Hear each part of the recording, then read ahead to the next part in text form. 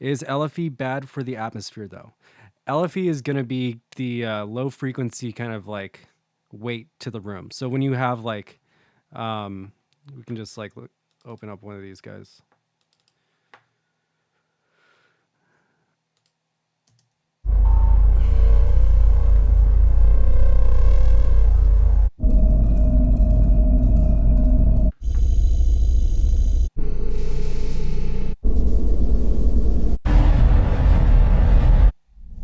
All right, so those are all a little intense. But say if you're making an ambience for like a game, like you're working on Cyberpunk and you need to do the inside of a fucking factory, the whir of every machine that's like super giant is going to have this kind of like sub frequency range just from the fact that there's something like big moving around at like 100 cycles per second, right? So that's like just the fact that it's moving at that speed, it would create like a low frequency rumble just from like the machine vibrating or something like that. It just has like a natural low frequency rumble to it.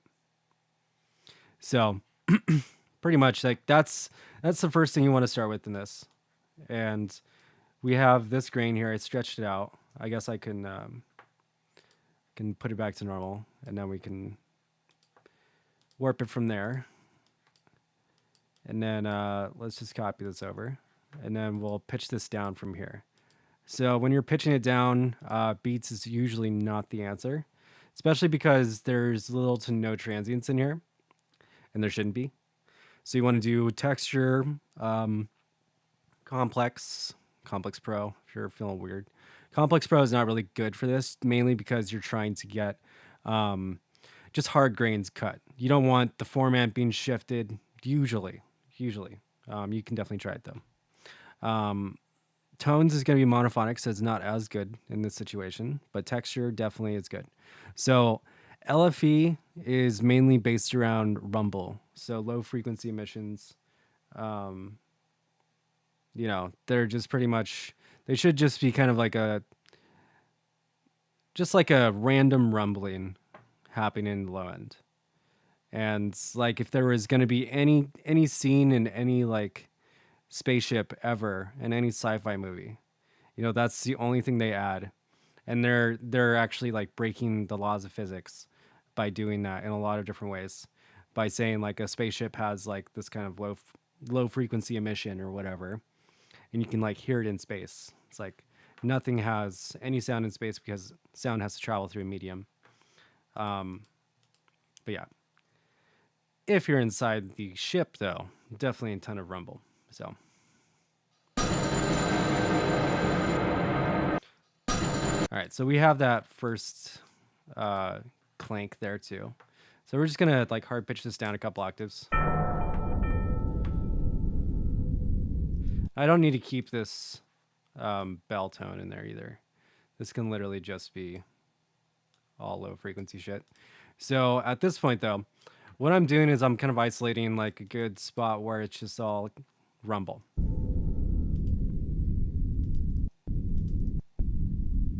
All right, so this has kind of like a impact envelope to it. So I'm gonna start where it's the darkest. Cool. All right, so I pitched this down a couple octaves too. So we do have it down lower. And then this I'm just gonna copy over. And now we have audio before and after this section here. That's important because we want to create a loop. So this technique, I guess, is good to start getting used to if you want to get into game sound at all.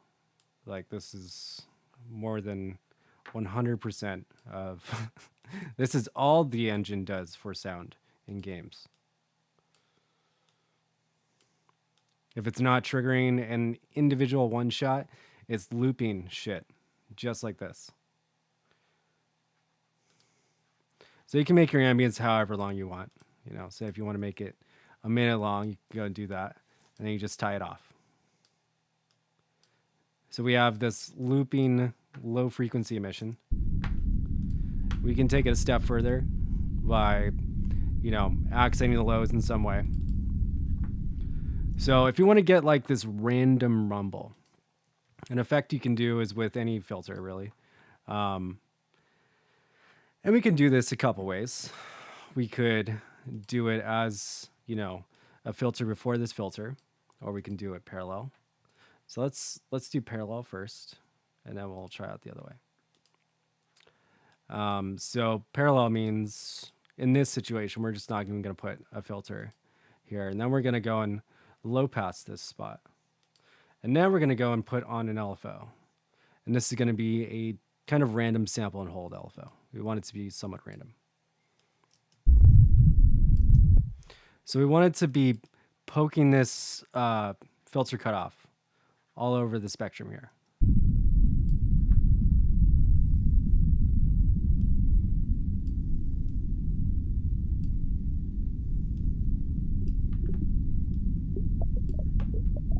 That's a little too much, but it's kind of cool. See, this you can also make some water noises too. This is getting into the drone modular shit, where it's like use one source piece of audio and then start to modulate it. So we want something like this, where it's moving around a little bit randomly. But this is stereo right now, so let's make this mono.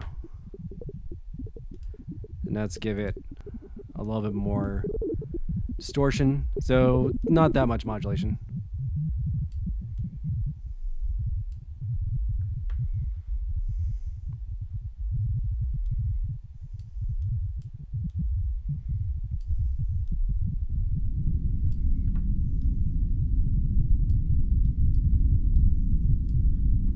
All right, so this is going to be the rumble. We want it to sound like it is getting distorted, but not really. Then we want to go and compress that too. Make sure it's not clipping.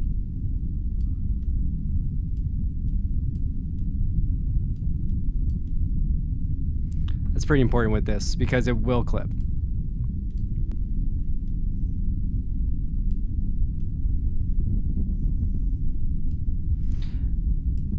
If you need some clipping in there, sometimes I will push it super hard like I am right now, and then put another filter at the end, and then just kind of like shave off some of those extra harmonics that sound like distortion. Because the clipping will definitely add a ton of like sustain to the rumble itself.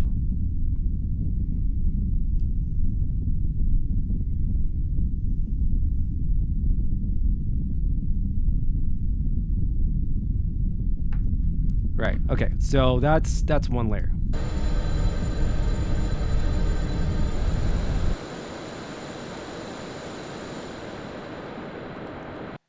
So we have this layer too. So what is this scene right now? What am I making? It sounds weird. It sounds kind of like some kind of factory and some kind of dystopian hellscape. Maybe I don't know. Throw it out in chat. What do you think this is?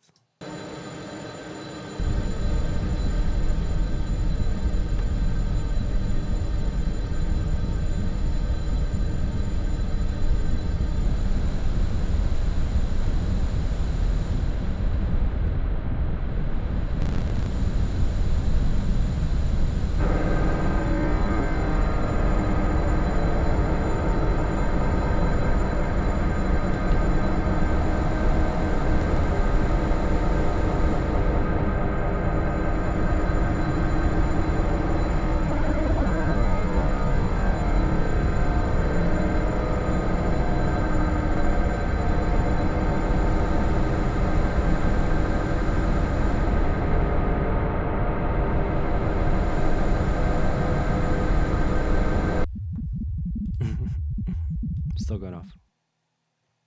Yeah, it's definitely like a submarine or some kind of submersible going into the abyss where Satan makes his special squids. It's your stomach after Taco Bell. That's good. That's good. All right, so we can add like tones to this and however way we want, depending on how we want to go and like kind of shape this soundscape out. Say if we're going to be making like going in on it being like well, underwater is a little bit esoteric, but let's make this industrial. So let's make this like an industrial park or something like that. So let's find some things going on here to go and put into the background.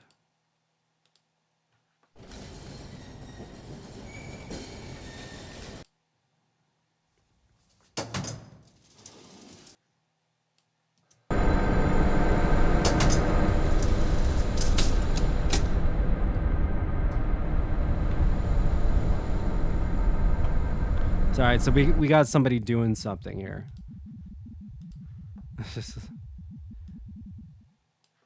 Whoa. Okay, so we got somebody doing something here. We got an event. All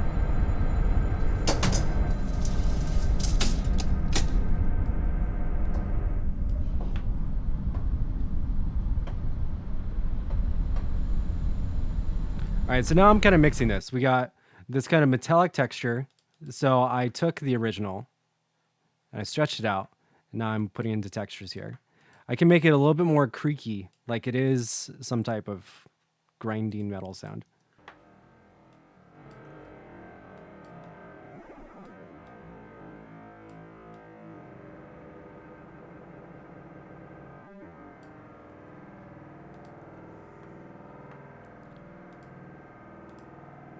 So we can modulate that, you know, however you want to. You can just do it really, really generally, not really even pay attention. Because we're making a soundscape here. We're not trying to make ambient music for ambient motion number 1. We're making soundscape for hellscape.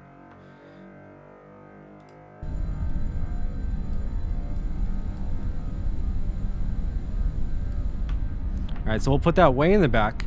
So when you're voicing like reverb, you usually do like neg 15, neg 20, neg 12, you know, something at least 10 to 15 dB below your event or the transient or hit point or whatever the fuck you're kind of like doing at the moment with sound design.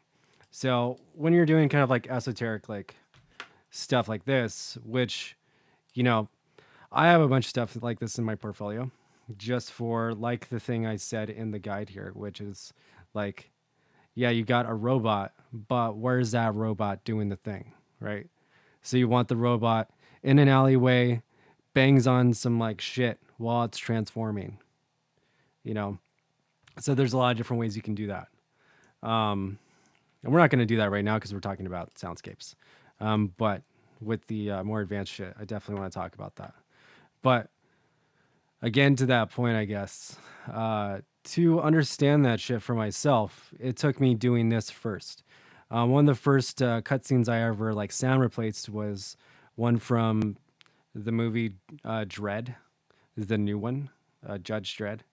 And I think I mentioned that before, but yeah, it's super cool movie where it was mostly like granular sound design for all like the background music and shit. So we got more shit going on. We got this guy moving some stuff.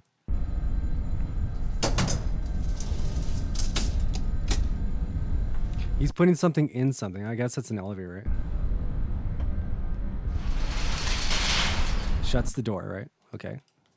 And then we got we need some type of machine whirring. That's perfect. So we got the hum like it's starting up. So he's starting up the elevator.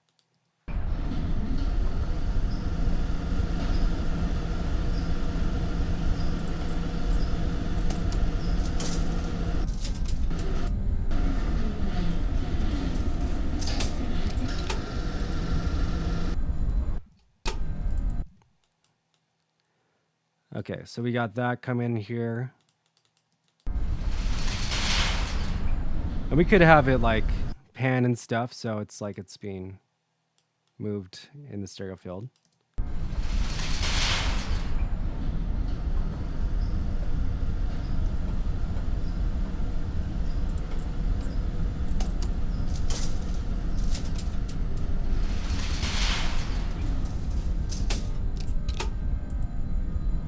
All right, then he does something. It's got to do something here.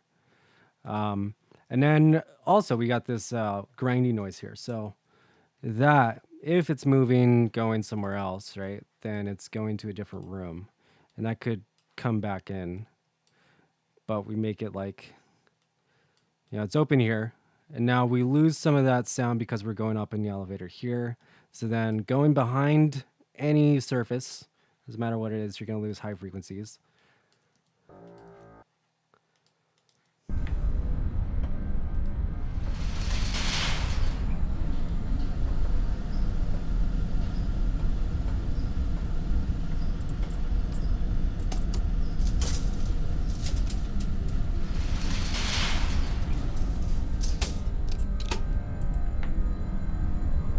Okay, so it closes down here when he opens up the door. And then we got the low pass open back up.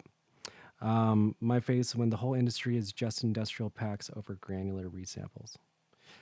So are these mostly from sample packs? Uh, yes. So some of these are from like Sony sample packs.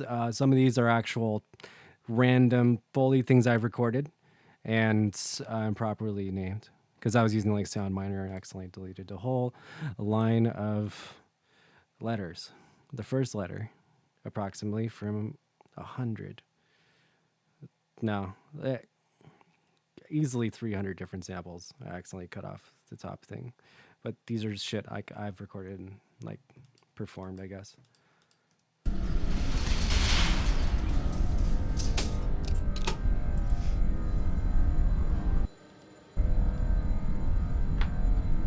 Let's give this a little bit of movement too. Not auto pan, thank you.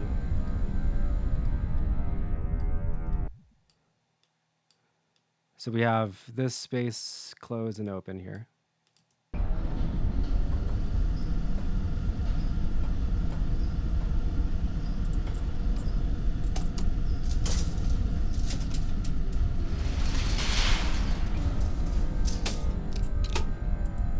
I guess we can get some walking noises. Let's get more warehouse shit though.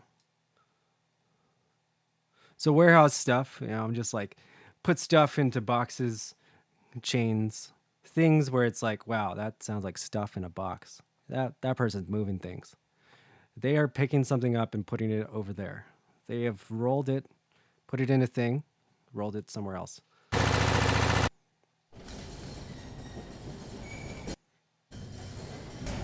I've also gone to like industrial parks and shit, and used to go break into old like Navy buildings in Treasure Island. Used to do that a lot.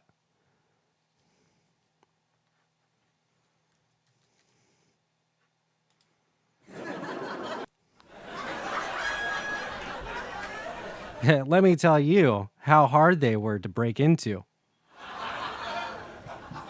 It wasn't that hard.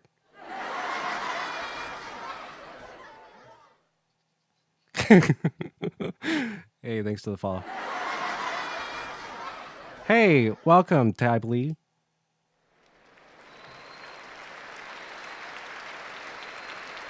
Hey, maybe he goes upstairs and then he's like on stage now.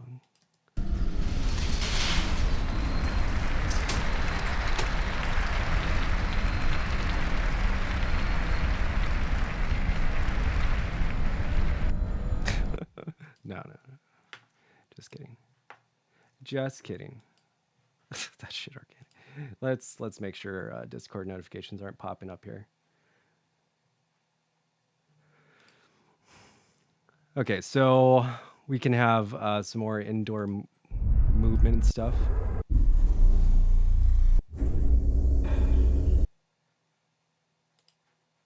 Let's get some footsteps.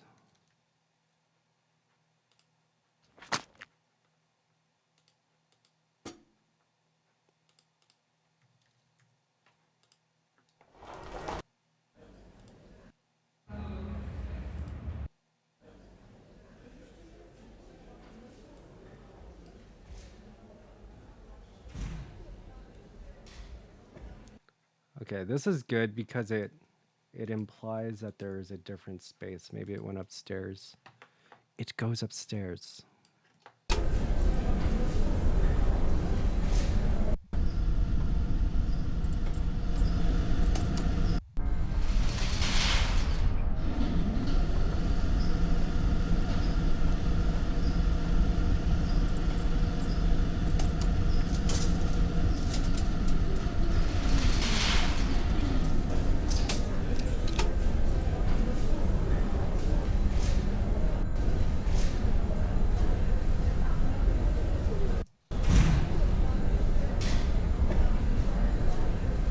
Okay, he's got to walk somewhere.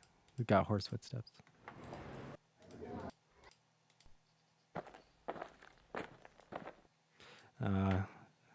Those are for a game I did sound for called Tremble. But that was like little baby feet. Little baby feet running through the forest. Because they were...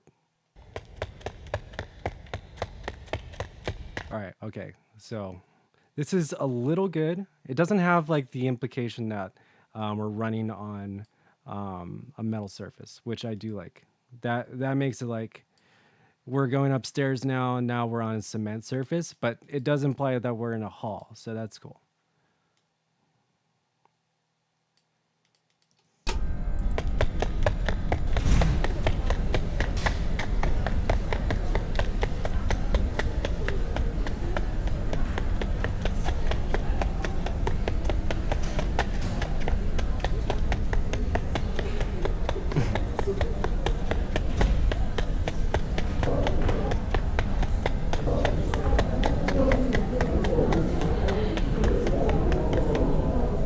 Okay, so this is, he goes upstairs to run away from his problems. All right, so now let's make some ambience to go along with this. So we can actually take some of this shit right here. And this is the ringing noise. Cool. So remember, I took a snapshot with the reverb here, and I'm creating an ambience for this dystopian hellscape. So there's somebody here now that's in a warehouse, moves something, goes somewhere in an elevator, and then they go upstairs, and now there's a crowd, and they just fucking book it. It's ambiguous. I like it.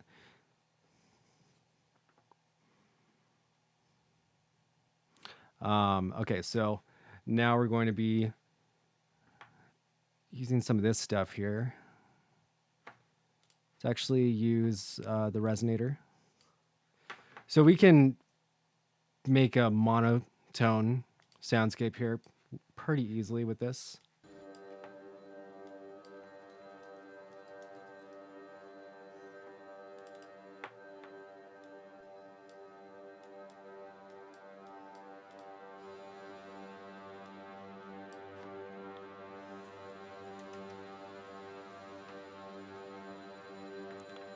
This is kind of what we want.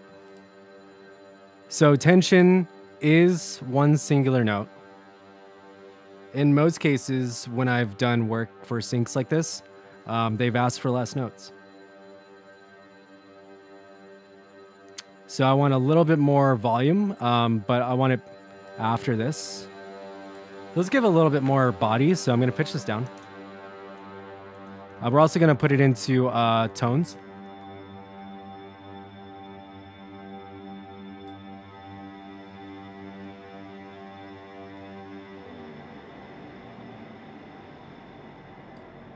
Let's go to F sharp. Just because I like F sharp. So like, say if I was going to make a library, I might write a ton of shit in F sharp. Which is not necessarily a bad thing. I do choose C a lot as well, just so, you know, it's a little bit more basic of an emotion. But F sharp, or just say any note that you particularly go to, could eventually turn into your sound. Especially when you hear like F sharp chords. People who know my shit end up starting to recognize it because of those notes. So let's give a little bit more depth to this.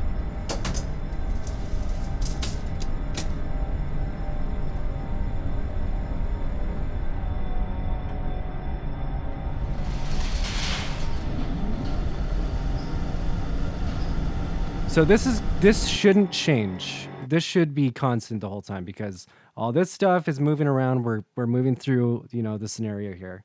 And then this is the background music. So we want this to kind of be far and wide as well. So I'm going to use an imager to kind of spread it out a little bit. I want to spread out the mid-range. So when you're working with like this type of shit, you're going to be spreading out the mids and the highs a lot, just so you can have a lot of space for the lows to be right at the middle.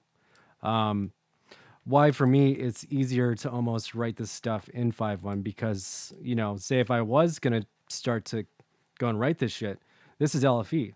This one track goes to one channel itself. The rest of this shit doesn't even go to the LFE, just this one. So now I have a lot of room to work with that. And especially if you're going to be working in like 5.1 environment, that becomes super cool.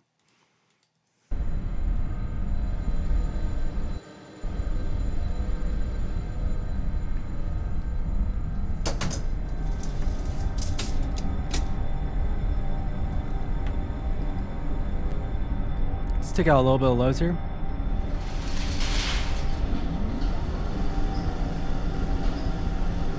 So I put a 13 in there. It's gonna make it really tense the whole time.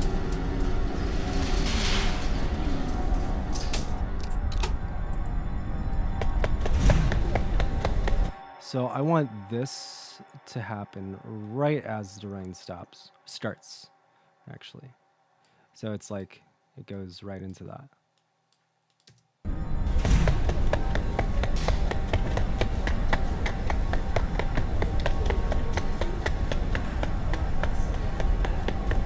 And let's get another door.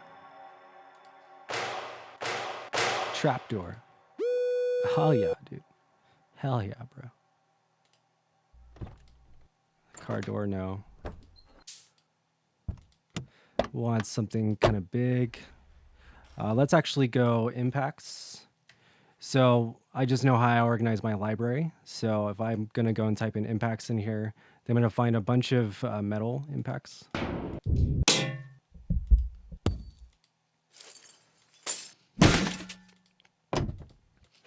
So we want something that's kind of like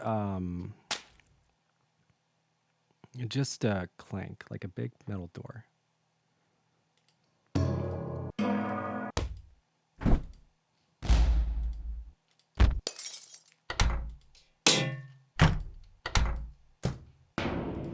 All right, so this is good. All these are good. This is not good enough yet, though. So we need metallic space for it to go in. So let's go plate verb. This is one I like to use. We don't want to go full wet. Let's go 50% here, if I can move it. There we go.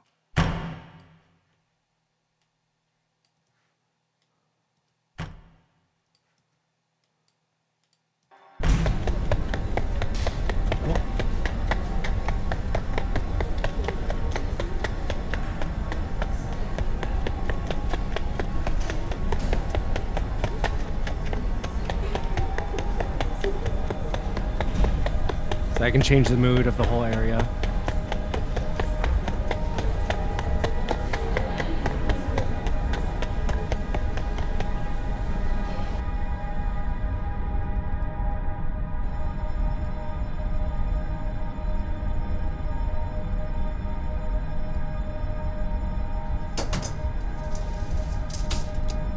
Let's make it like end with like a door shutting or something. Like here's the end of the scene. So like right here, we slide back up and then we shut the door.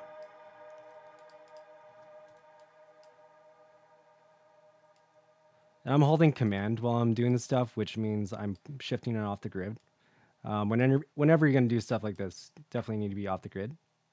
And for the most part, if you're trying to get into sound design for film and stuff, highly recommend, if you are in FL Studio, to start to venture out.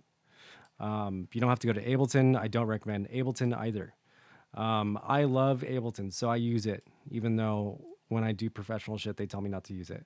So I use Logic, though, for the most part for it, because it's super cheap for high quality shit like this. Where if I was doing stuff to film, I would have to sync this stuff up to frames. And that would be super, super hard for me to kind of just like tell you. I have a ton of experience doing it in Pro Tools and Logic. So when I'm doing it in Ableton, I know how to kind of like shift things where they should be and then kind of set it up so I can just like do the final frame sync in Logic. But I highly recommend you do it in whatever gives you the best workflow in general. So anyways.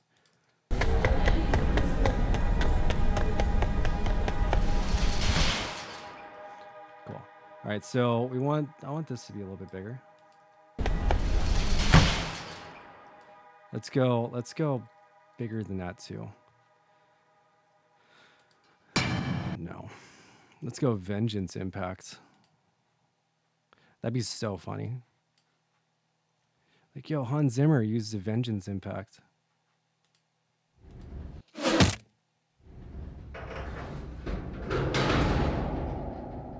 I like this. I like this. Because it's like it's a vault being shut, you know?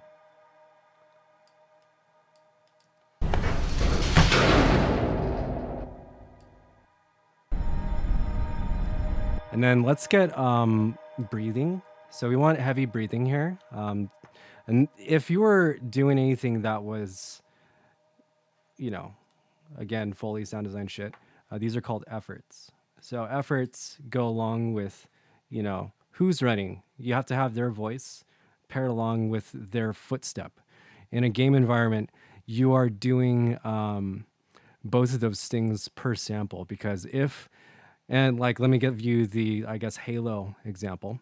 So say if like an elite was, and one of the elite like aliens was like running or something, or like punched, you would actually have the sound of the elite with that punch sound and the running sound or whatever, where it's like, no, yeah, along with the punch.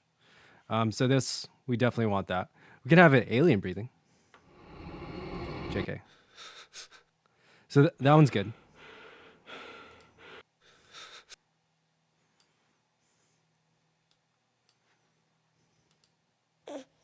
Baby.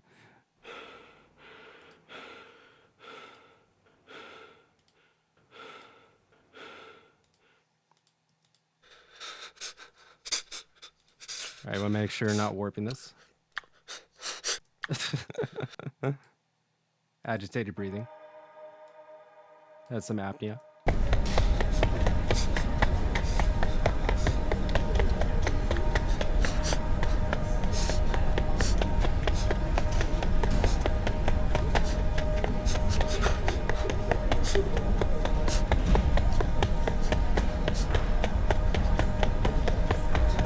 Make sure this doesn't really bother me too much.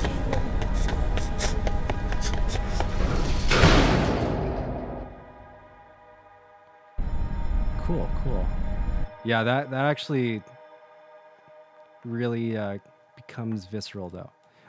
When you add the breathing with the footsteps, because it's agitated, you know, that should kind of be like just like making all types of weird noises because this person is running as fast as they can, right? So it shouldn't sound like the perfect regular breathing.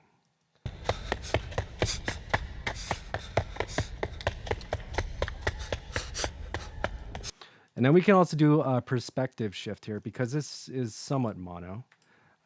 We can go into automate pan here. So it's like opens up the door and then there's a pan shot. If anybody knows like film at all. Yeah, and that's another thing. If you are trying to get into this shit, you should take some film courses or something. I took some in like high school and college and shit, and I was super into it for a bit. So, yeah, there's like a ton of different ways that the audio needs to move around. So, like if it was a pan shot from left to right when it was going through the door, which is super common because it's like person runs up to the door and then you immediately jump cut to the other side of the door and they're running past that. So that could be how that would go.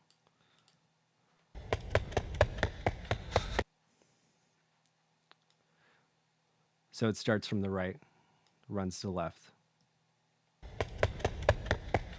and then goes past the camera really quickly, and now you're behind, and you have POV, so point of view. So you're now the person running, and you can hear their voice or their breaths. It's directed by M. Night Shyamalan. That's great. It's a twist. I was the person. It's a twist. I can see dead people.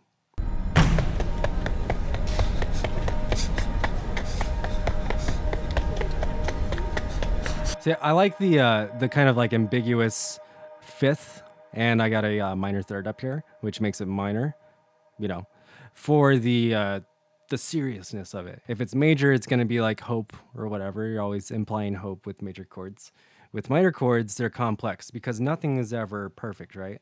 So even though something can be really, really cool, it could still be really, really tough. So having just a minor third in there implies that if I was in this environment, running around warehouse, doing some shit, this is like a kind of like sci-fi environment where it's the person is like Minority Report or some kind of shit like that, where it's like, oh, this fucking Tom Cruise just figured it out. He's running. You make him smaller. I can pitch this up. Then it'd be really Tom Cruise. See, this guy's like 6 foot right now. I need him like 5'6". Doesn't frame super well right now. JK. Sorry, Tom Cruise, if I offended you. Okay, so yeah, any questions about this stuff? This is a soundscape. You're trying to paint a picture with sound, as opposed to painting like a straight up anything like you would hear in any of the samples I provided you to with just like room noise. Room noise is only one piece of the soundscape, although room noise itself is a soundscape. So I paint that I'm in a computer room or whatever.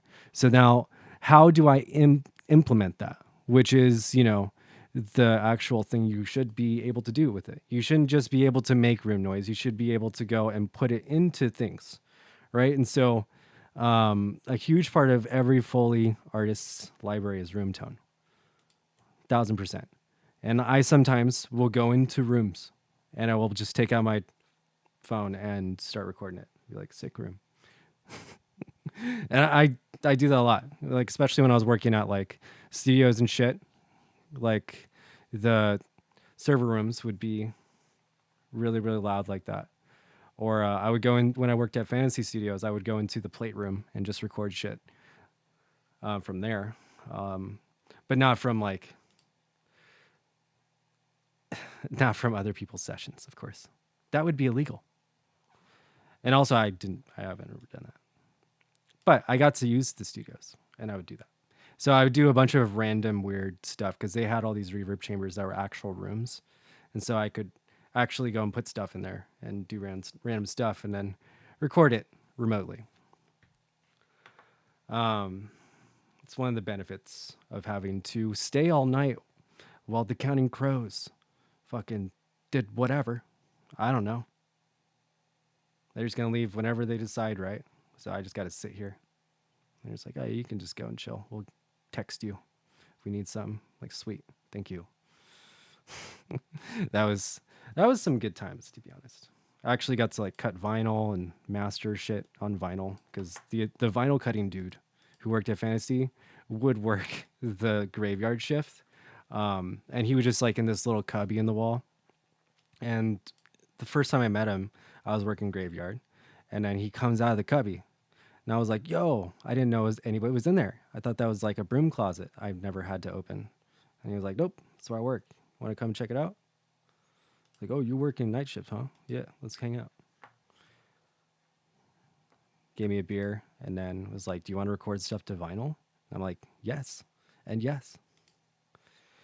Okay, so I highly recommend trying some of this shit out. So what I did again, I went and snapshotted, resampled some of this stuff out of here to go and like kind of create the room tone for where I'm going to put this environment.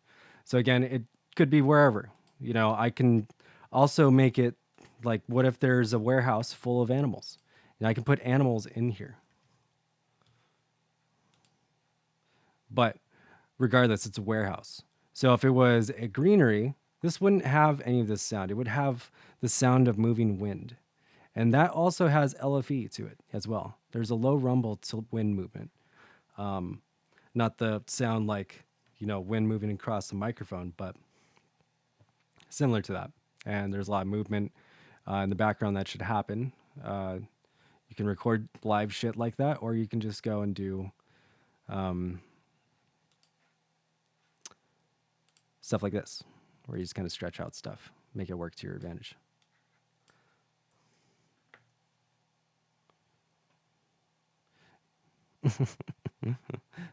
Yeah, no problem. Everybody grab a beer, hydrate.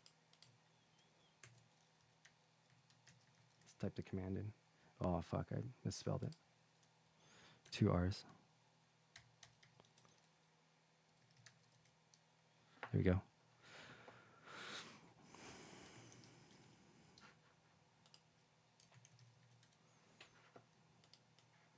Yeah.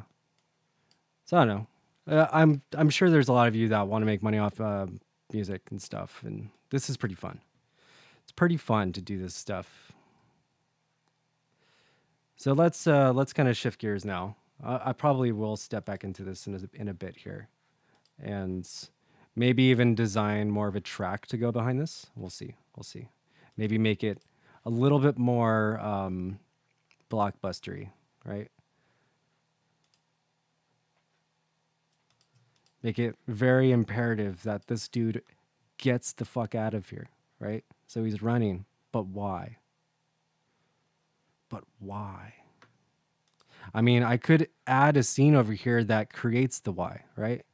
I create like a monster that, smashes a watermelon. But, monster smashing watermelon means like rips his friend's head apart right in front of him. Because it's like the beginning of Doom or something, or Dead Space, right? So now you're in Dead Space and you're like, oh shit, fucking on the quarantine quarter, my homie just got ripped apart. Now I got to go run back into the cafeteria where everybody's just chilling. It's all good. I don't want to go and run, hey, the experiment got loose, loud, and cause a mass panic yet. So yeah, I mean that would call for some damage drums and some, maybe some 7/4 shit. Okay, so now let's get into the portion where we talk about using samplers again. So we can use any of this shit, and sometimes I will straight up do that. Like I can even just show that really quick here with this frozen reverb.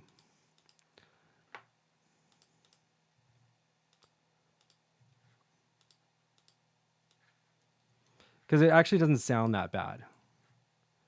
And the first video I ever got posted to like Ableton's website was literally this technique, and it was just like stretching out shit like this. I use a lot of Corpus in it and some other resonator stuff, but yeah, if you just get tone like this, and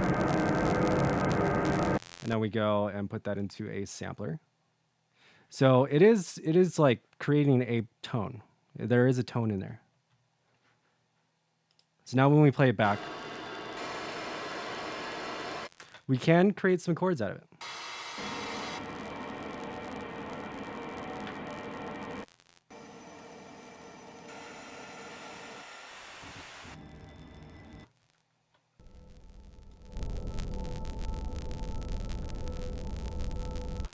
So say if you're you don't have Polygon, you don't have Iris, all that stuff. This is a really, really, really easy way to create a soundscape in Ableton. And with just any basic sampler, stacking stuff like this. So this could be like a one note soundscape. Because we're gonna go and do this in a couple of these other ones, or in these other ones too. So let's get some type of space, I guess. We can get nature for this, and this is gonna be totally auxiliary to what we've been doing so far. So it's gonna have nothing to do with it. Nature photos. No. That's why you have all your nature stuff in one nature folder.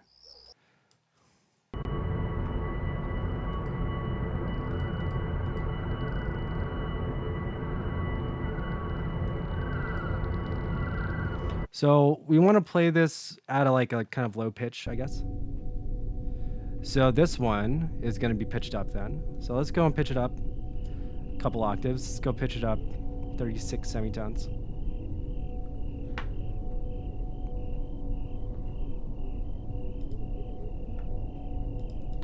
And let's make it a little bit more complex.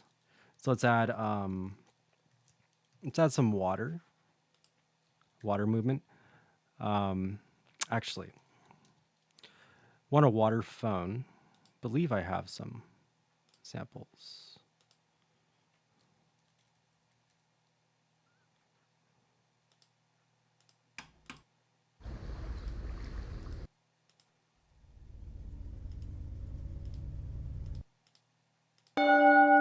There we go.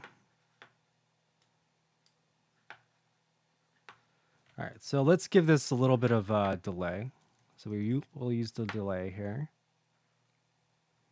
And then what we do is we go 100% wet on this. And please,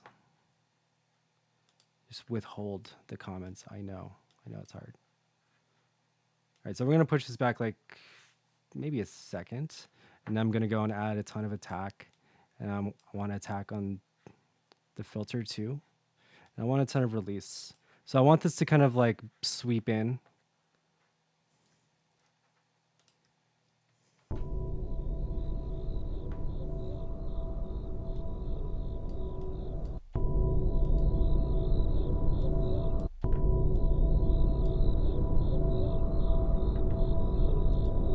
Let's also pitch this up.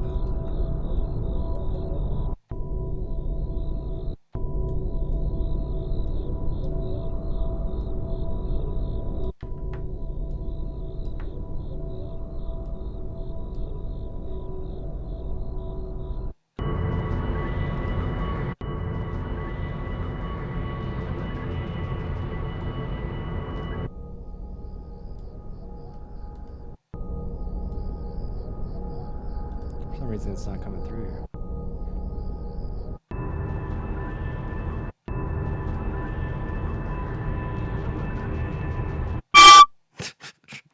Jesus fucking Christ. Bet, dude. Okay. Totally just got stuck to my mouse there. All good. Well, ish. Sorry.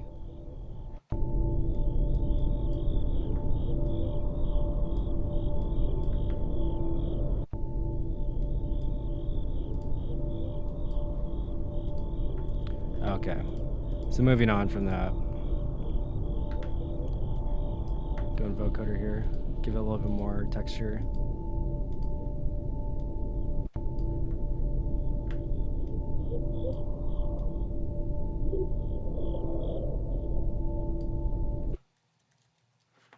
Want to add a little bit more noise.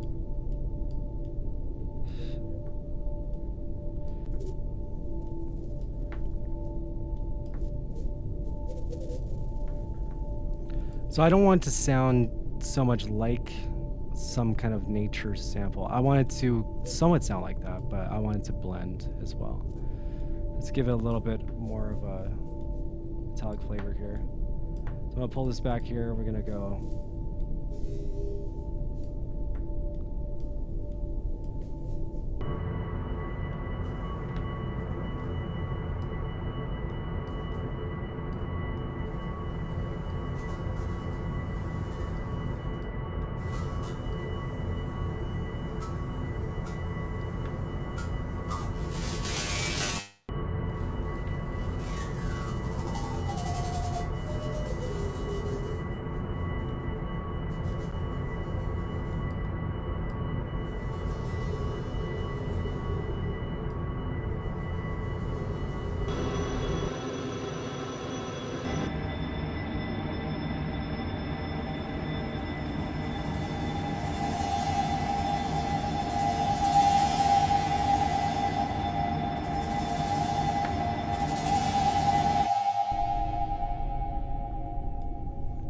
trying to create like kind of like a life form like texture with this.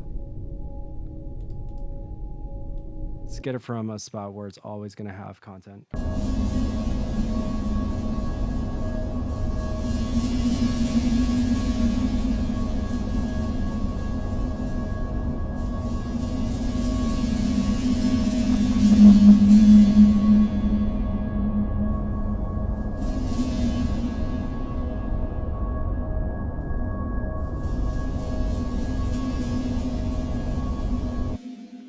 All right, and let's do another parallel layer here, but let's go and warp this one. We can use tones, and yeah, let's stretch it out too.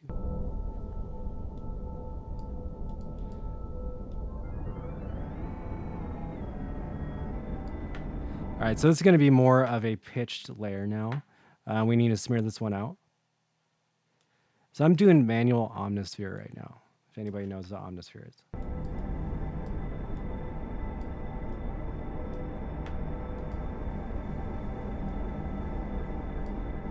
I also do like to put these all in mono. I have to go and do that. This water bowl.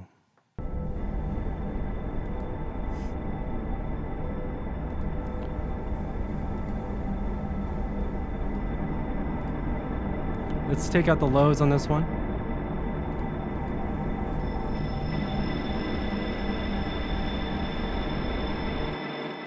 We can use corpus too. So corpus now, in this situation, and in any other environment, you can use object delay as well. And you should be able to MIDI control object delay. So again, we're using one note. So this is perfect for corpus because it doesn't like to have more than one note, usually. That's why it has low here. So when you do play a chord, it will take priority of the lowest note. Right now it's on last note. So last note played, which should be monophonic. So we want any of these, really, we can try out. Pipe is going to be good. And then we also want to pull this back. We don't want to, smack ourselves in the ears like I just did with the bell.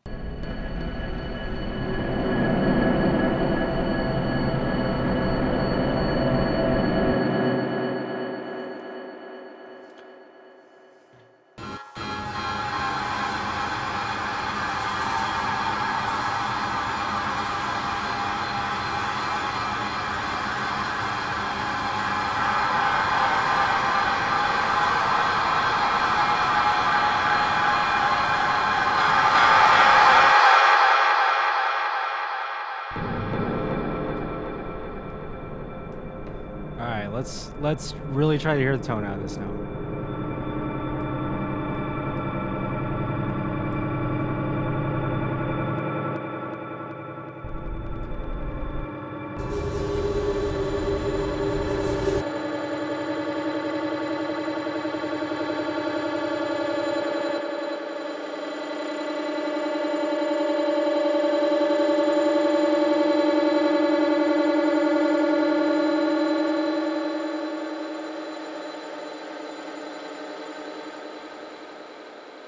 All right, so I'm going to do this. So I'm going to stringify it. Let's bring it back a little bit more, push this up a little bit more. We can also tubify it. Stringify it or pipeify it is going to make it a little bit more, I guess, straightforward. Less just comb filtery, like a sawtooth or string. It's kind of the way Carplet strung synthesis should work, hence the name corpus.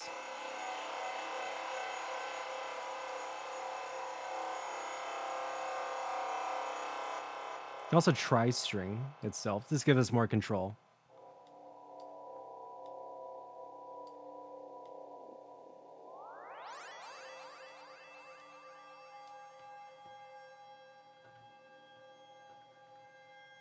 All right, so this will shift all the harmonics.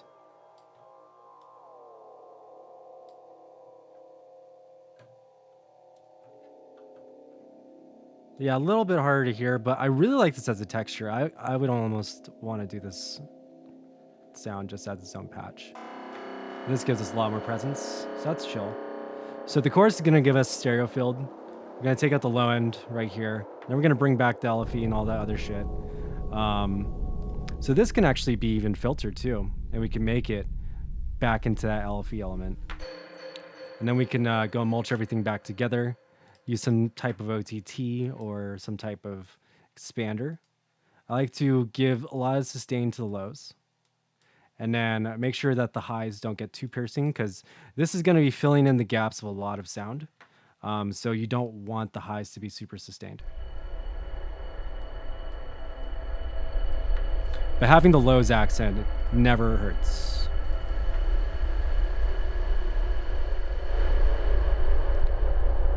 So I'm going to just start to smash it a little bit.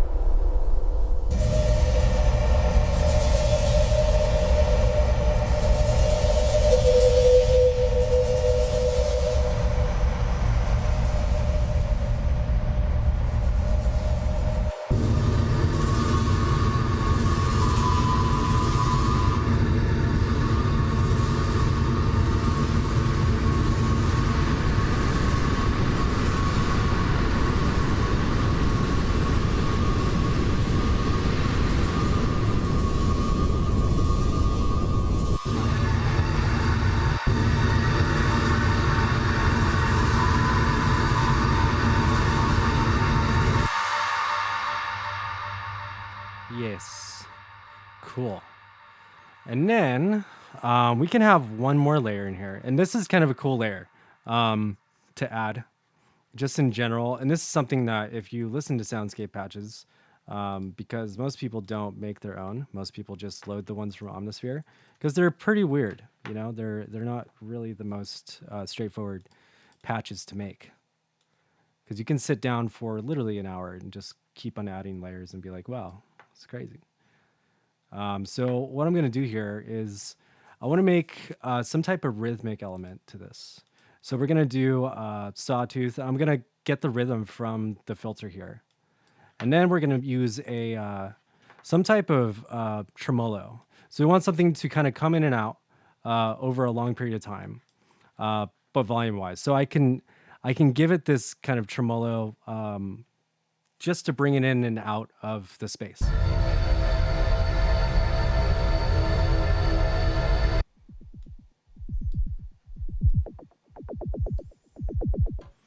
All right, so that's exactly what I want. So I want to get more of that. So I'm going to go and compress it. I'm going to add some glue. I think I might want to hard clip this and then refilter, just because I want a lot of presence from this.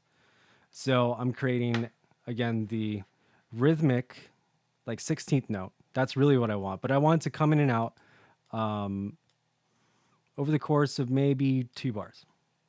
I'm going to have it start from not being there and set the offset here to 0. We can go 180. So 0 volume goes up full volume over the course of 2 bars.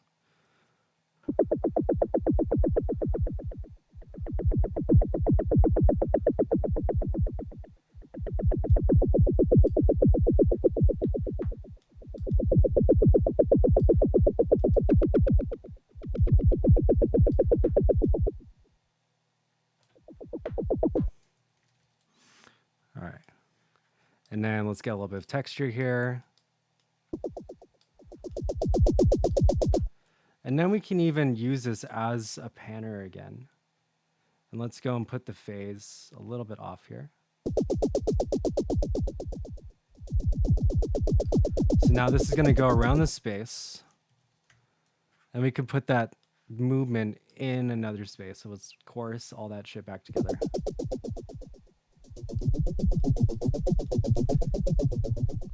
Cool. So now it's just like flying around.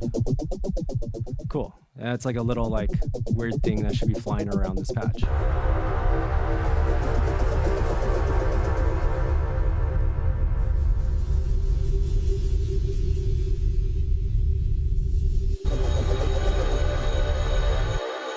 So we want to get the loop on here too. So we want the loop. We also don't want any velocity.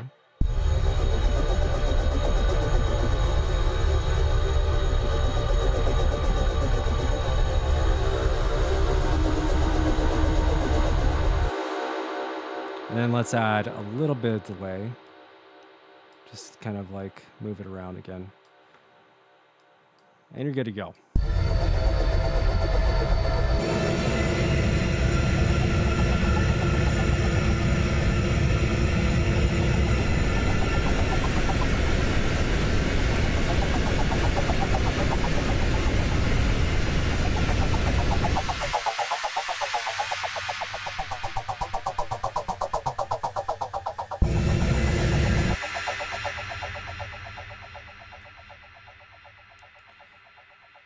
We can blend it all in one space, but kind of meshing these spaces together is a little bit more drony.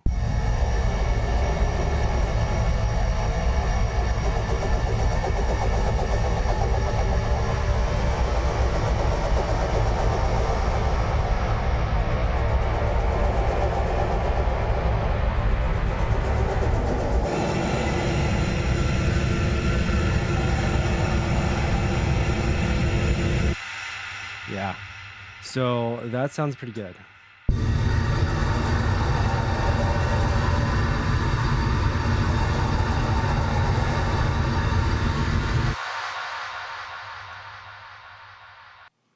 So I'm going to save this patch before I forget. Call it Magic is in all of us.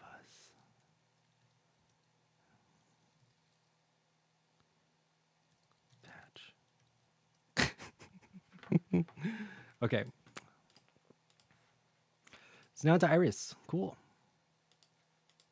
So pretty much everything I just did here, which was layering stuff, but it was with method because I'm thinking like I need my LFE layer again, so I'm creating the soundscape. I need something that's just the whir of the world, not the war of the world, the whir of the world, not the war of the world. So WURR, whir. Because the actual Earth, every planet has like this natural planet noise. Yeah, nothing's ever completely silent. And our bodies are literally tuned for that. Meaning like if we're in a, like, I think they're called hyperbaric chambers where they completely cut out sound, you'll go crazy. If not, there's some type of complication that can happen. I think you can die from it. But yeah, we're going to be kind of doing the same thing here. So instead of loading their samples, I was trying to see if they had any good ones. Let's just go and do the same thing we did. So now let's use this in a new environment. Let's use it in this environment. So we have our loop. So this is pretty long though. So we do want to trim it back. And I can even go and like do that preemptively. When I go and work and stuff like this, I definitely go and do it. Especially when I'm working in Polygon, because Polygon does not have as good of like a transport like view as Iris does. So I only want a couple bars. So let's get that much. That's fine. Let's go back into isotope. Cool.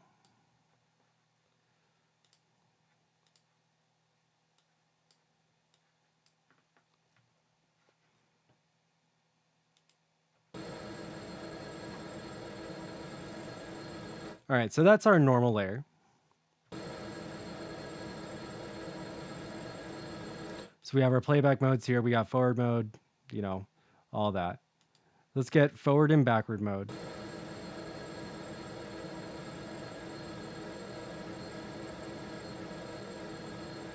So loops, sweet. So if I want a little bit of crossfade, I can shift where it starts, where, like, so this is where it's going to start over here. All right, oops, let me undo that.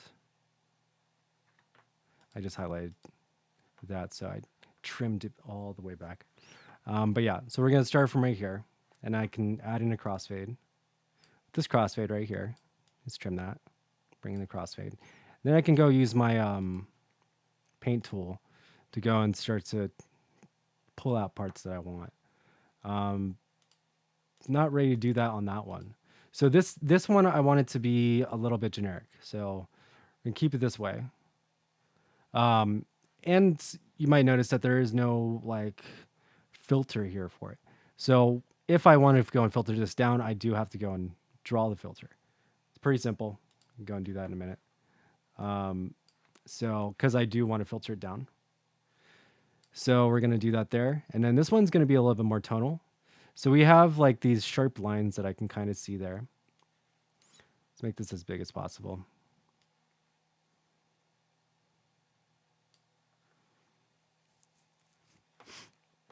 Wow, that's pretty cool. All right, so we got these lines I was talking about. So I can go and draw these in and say magic, or sorry, iris. I'm thinking about magic. The visuals.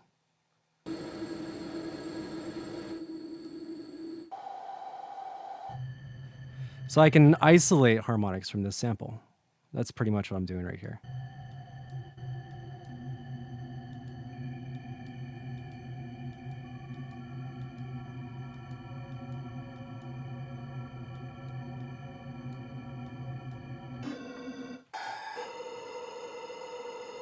All right, so it's not really what I want. What I want from this is more of the texture and movement that comes along with drawing shit in like this. So I would just kind of like over exaggerate just for proving the point.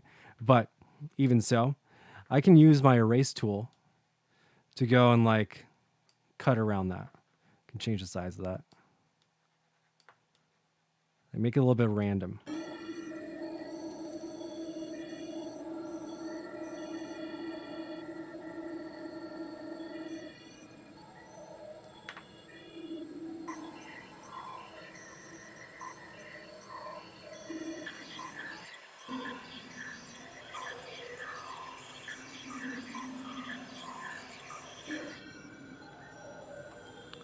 So this is really cool. Say if you're trying to make some environment sounds, like actually make a nature. You're making a nature happen. Like say you're trying to do a nature. And little bugs.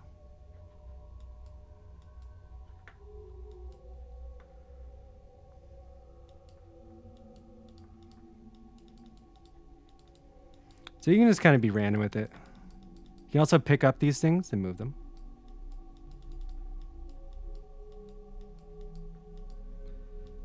So this is now the crystal cave.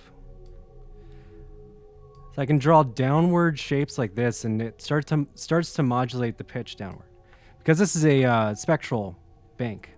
So it's a spectral filter. It's drawing in where you're going to hear these harmonics. So I can have stuff like that happening over here. I can have it pitch up the whole time like this. So we have stuff pitching up. We have it pitching down. Don't ever tell me I never pitched it up.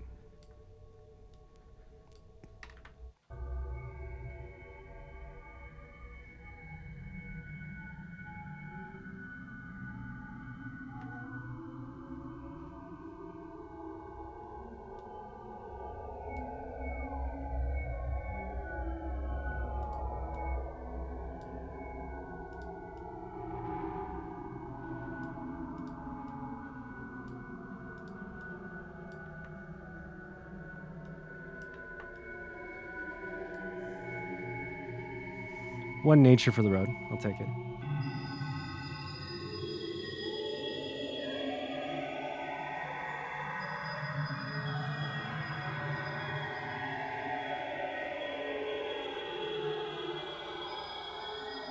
So that's it played up higher, but when it's played at like a super low pitch like this, it'll probably sound pretty cool.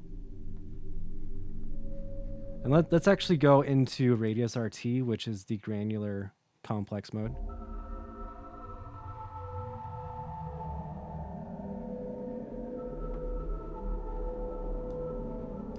Bring back the original. And we can pitch this up.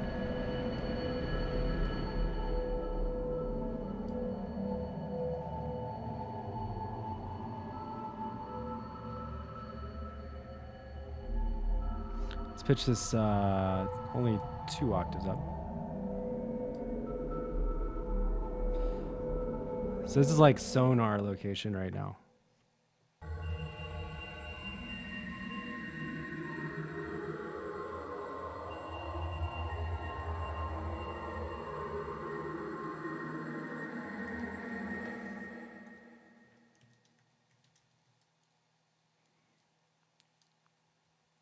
I don't know how to spell.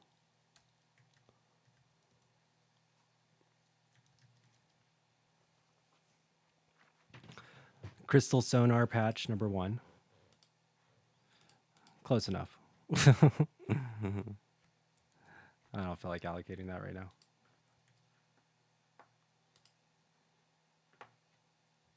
Okay, so let's do another one. So obviously that's pretty straightforward. Literally draw that out again. What I did was use this draw tool here, and once you start to draw on it, it will give you the loop based around that. Stop clicking that, please. Thank you. So let's just go upward.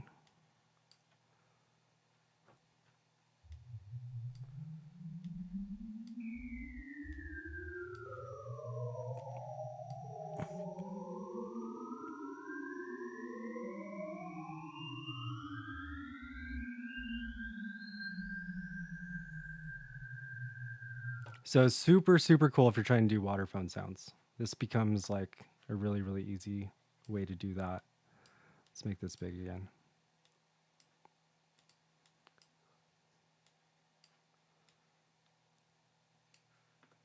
One almond break away from a total takeover. What's that even mean, dude? Okay, so I want to get a couple other nature sounds now. Let's close that window. Option Command P to do that quicker. All right, so I want to get think some nature sounds again. Let's get nature, and then let's actually get some brass.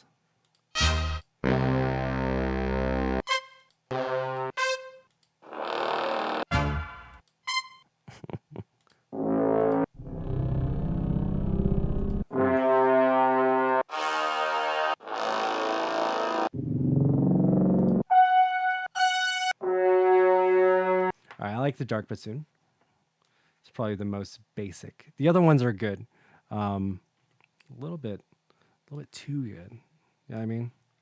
No, I'm just kidding. They're a little too just already defined. They're kind of like harmonics and shit. I'm looking for more of just like a clean single note. Also, their octave range, if it's super, super low, it's really not what I'm trying to do with it. So what I want to do with this is I want to get some type of horn sound. I mean, that sounds cool, but that's actually, let's get it with nothing on it. All right, so I'm going to stretch this out a little bit more. A little bit more, meaning just all the way. And then I think I'm going to stretch it again. Fuck it. So we're going all the way granular on this, but pre-sampler. So this is a really, really, really, really, really easy way to go and make really complex sounds out of a sampler. So, you know, if you're trying to do everything within the synth or whatever, or in this case sampler, it becomes a little bit more complex. So you don't always have to do that. Let's go into a different one. So we have harmonics. We have some aliasing too.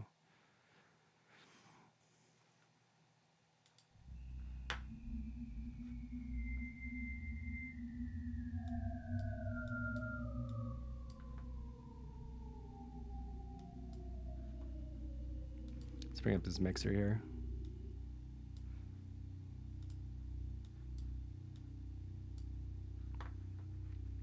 Has a little pop-out mixer. If you don't remember. So we can add modulation on this stuff. There's not really that much I feel like needs to be modulated. on this for now, I guess. But we can send this other signal here. So we got this guy. We can turn on send effects. So send mode over here allows us to send individual samplers into effect chains. So this is the more waterphone type sound. So let's throw it all the way into the verb, give it a ton of delay. And let's bring it back.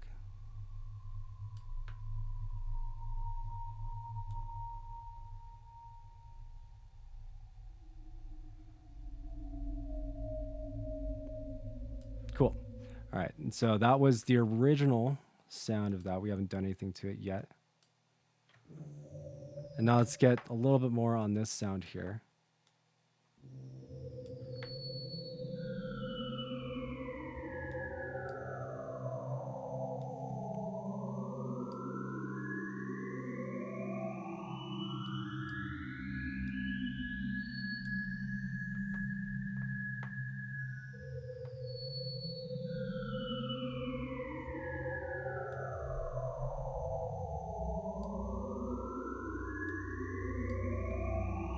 Let's send this one into distortion.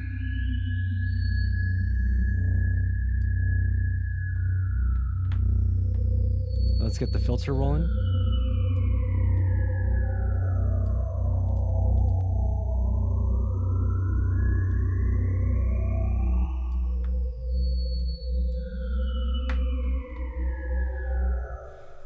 And then to modulate this stuff, we can click this, get a little bit more time in this. Let's get some more feedback too.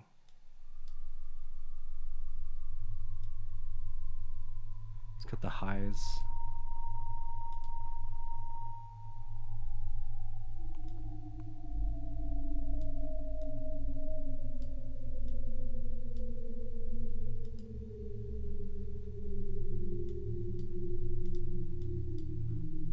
Cool, and we can get a little bit of distortion on this.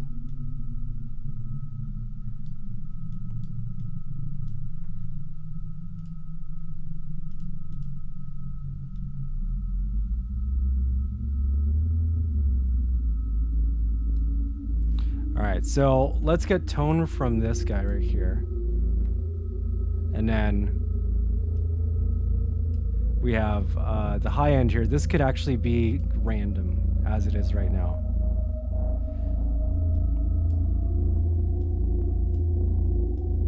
Let's get some constants as well, some constant tones.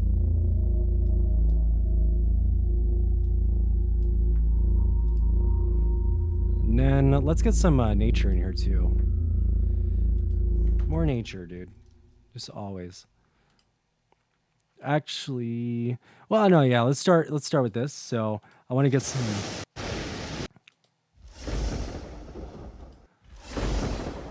So that's kind of cool.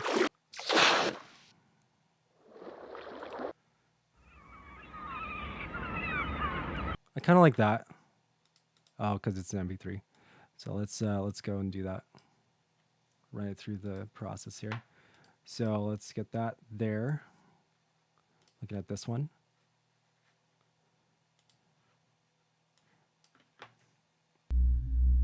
So we got some seagulls.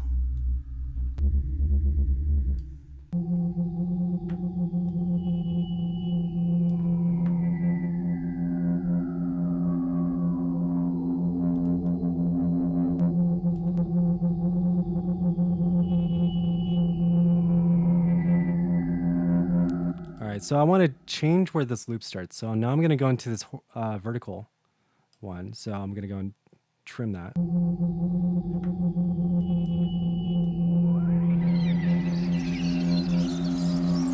I went and decided to find the root note and put it way in a weird spot.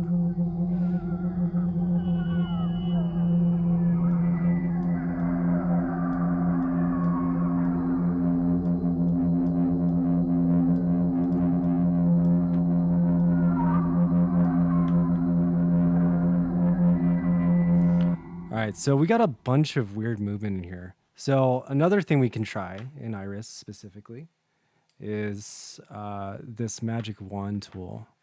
And this is pretty cool. This is more Photoshop-y shit. So the magic wand is going to go and find just transients. So it's going to say, or just like constant harmonics. So it might find something that, you know, it thinks is something.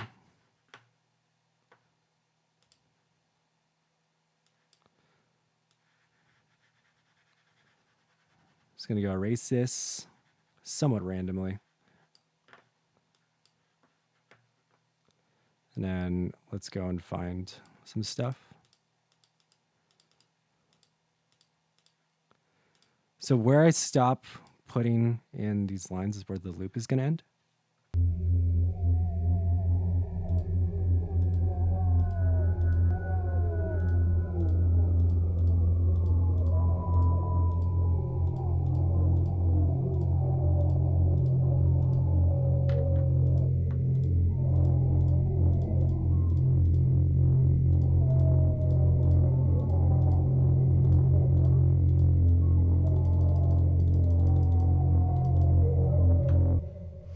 I want to undo that last one. Not trying to get a giant square.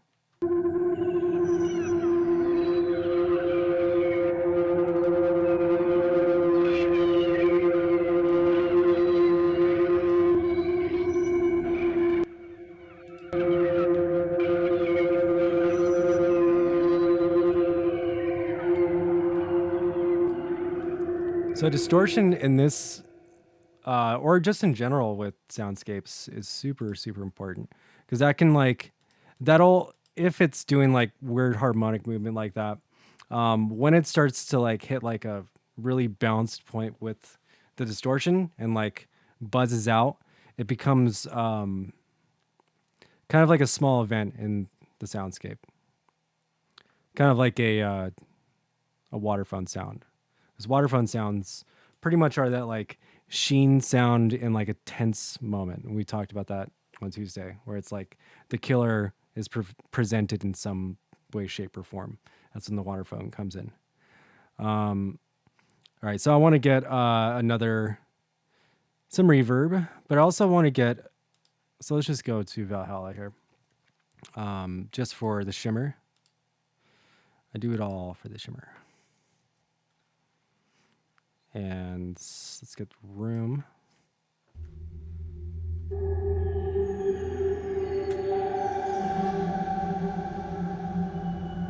All right, so one more piece. Let's make this really musical. So I want to get synth to add a profit.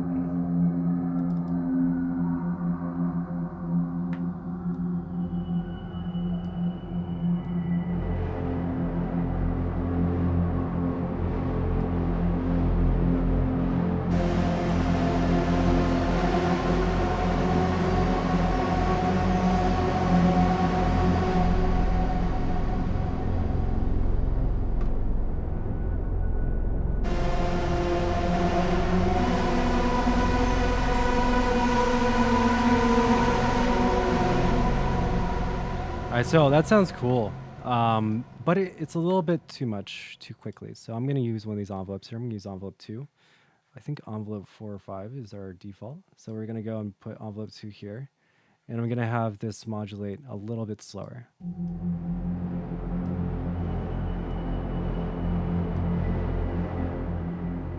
I'm going to give it a little bit more release than the rest of them too. And let's go to envelope 5. You can see envelope 5 there is modulating the master. Let's give this more of an attack.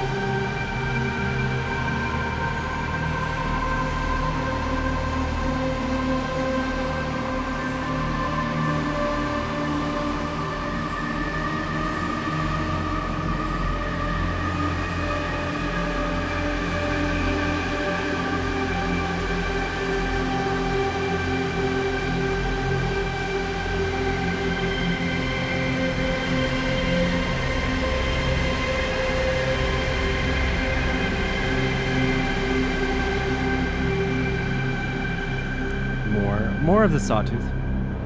Let's get more of that. Let's get more distortion on that.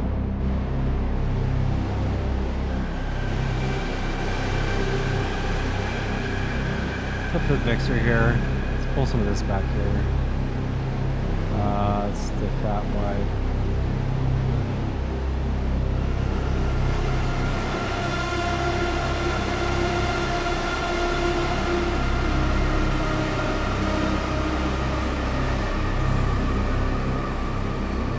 Doesn't need to be 2,000.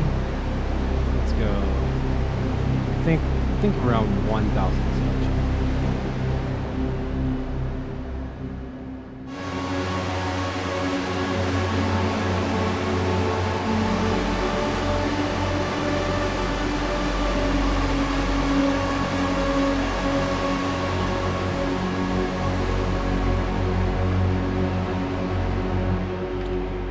All right, so that sounds pretty good. I like it. So let's bring some of that back. We don't need too much smear out. And then let's bring up an EQ. And I'm just going to use this for now. Doesn't matter. I can bring up Pro Q, but I'm just doing this for now. So we want to scoop out a little bit from the mids. We want to kind of shelve the lows just a little bit. We don't want to take them out. We just want to kind of lower them a little bit. We want to shelve the highs too. Sometimes I will go and add a full-on low pass around about 12K to about 16K just to soften it up.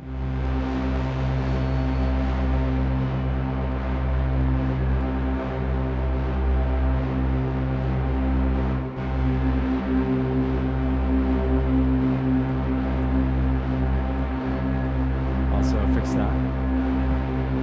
Sweet.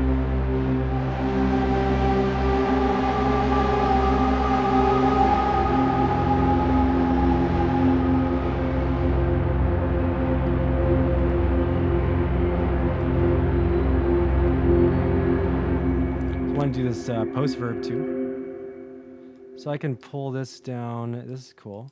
I'm gonna go and sharp cut around 100 hertz because I'm not trying to get too much mud. Let's pull that down by about 6 dB. And this stuff that I'm talking about right now is definitely in the guide. It's all about mixing from Isotope themselves. Not that I just learned it just now, but I only included it because I agree. Yeah. And also, this should not be loading up. God damn it. No. No, get off. That's such a gamble. That's why I don't even have the new beta on this computer. It's like everything almost just blew up, literally. Okay, so what I was about to do. All right, let's get out some Saturn. So Fab Filter Saturn, we can also do this with this little trick with Trash 2 as well. I don't want to load up Saturn 2. I just want the regular one. Need to go buy that. I keep forgetting just to buy it. I haven't bought it yet. It was one of those random releases. Don't have like mega need for it, so I haven't like gone on my way to buy it, but I guess I could.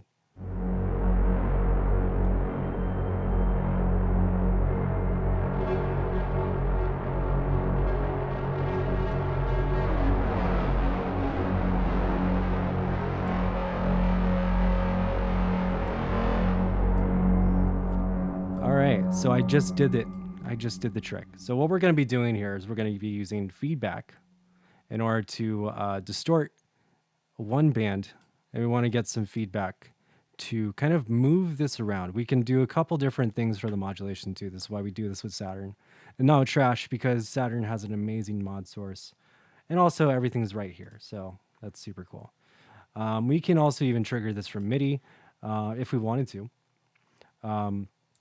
which is not a bad idea.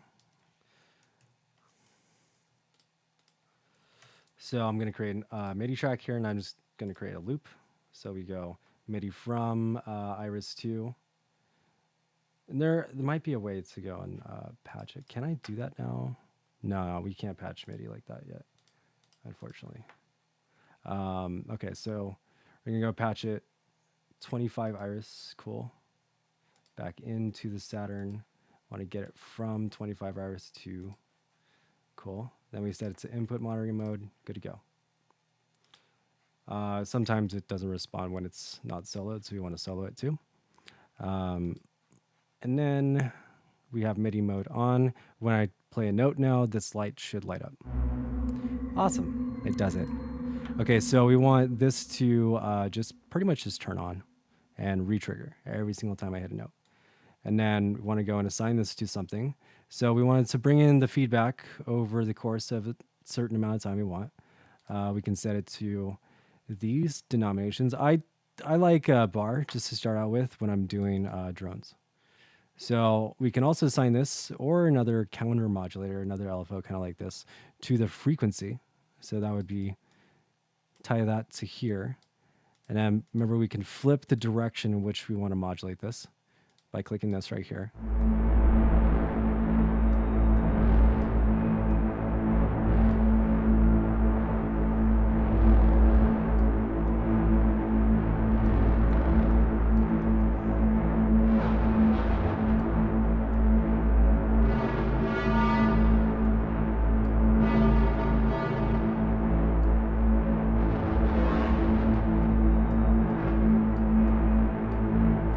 Add some more points.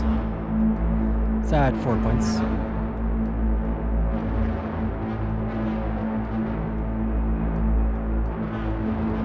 Let's actually slow this down. Let's go for it.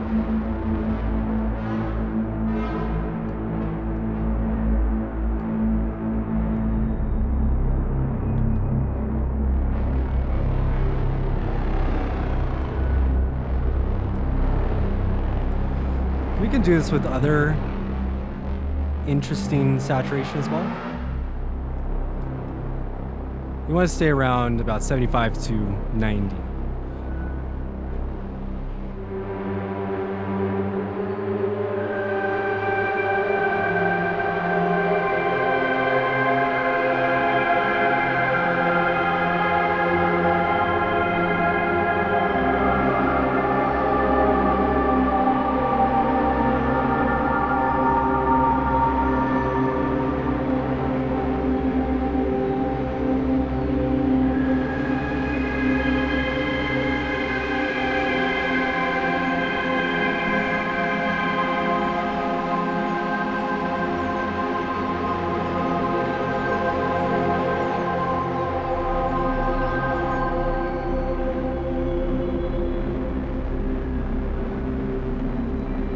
Let's bring this mix back too.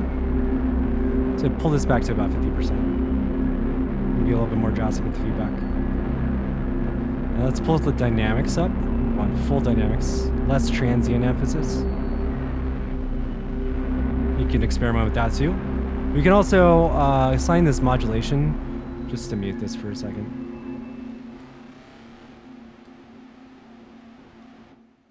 Enough out of you. All right, so we can assign this modulation to a bunch of stuff. We should be able to assign it to this too. Cool.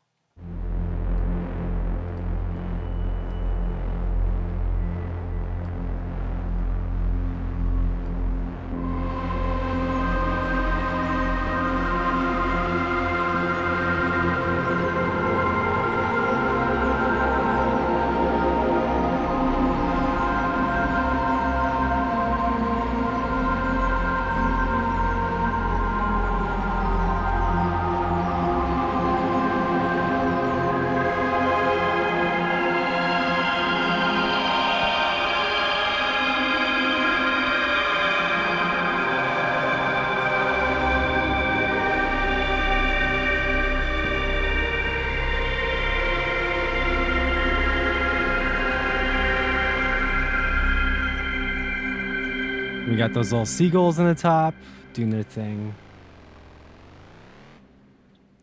Cool. All right. So, hey, it's enough out of you. It's one of those, that's definitely a fab filter thing right there. Hey, I know you stopped making music, but you don't mind if I just sit here and do my thing? You mind if I just make some noise? Just go make some noise in the corner over here. No, Fab Filter. You can't just go and make noise over there, dude. Oh. Oh, shit. Oh, my bad, dude. Oh, my bad. Oh, man, I thought you had an auto mute button. Yeah, I got that. I got that button, but you know what? You know. You know it doesn't actually do anything. Oh, okay, cool. Cool, man. Great talk. All right, I'll see you. I'll see you. I'll see you around, all right? I see you. Yeah, man. Yeah, man. I'll see you around. And scene.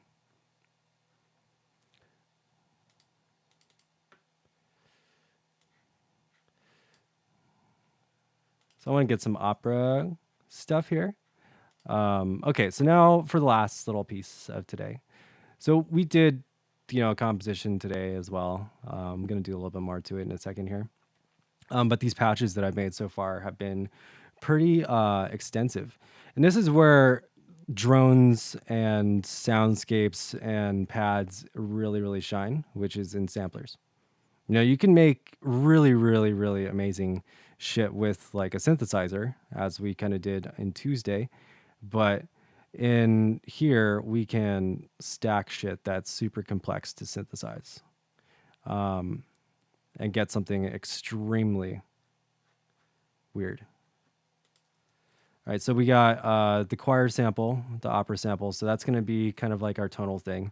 And then we're going to get some more. Let's actually go into the polygon samples, and we'll go to raw samples. And they have a bunch of like raw impact hits and rattle shit. So we want to get some like rattle.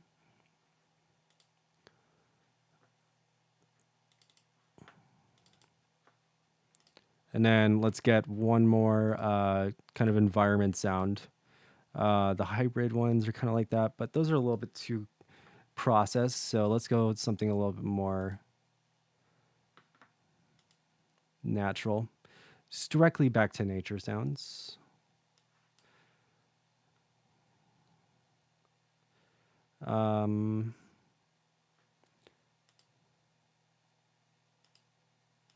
So this is kind of cool. This is a large industrial fan. Let's just go and do that. So we have the focus where we can go and focus on the loop. So I want to focus on these kind of random spots, seemingly. And then we're going to start the loops. I'm going to pull down the A for amplitude. So we're going to go and listen to it now. So we can turn on the grain mode.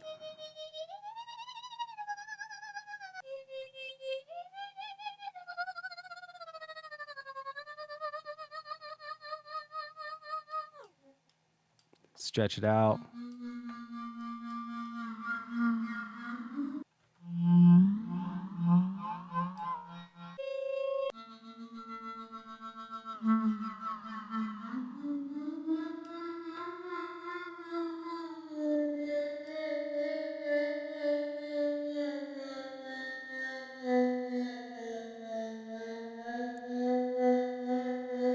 Sweet.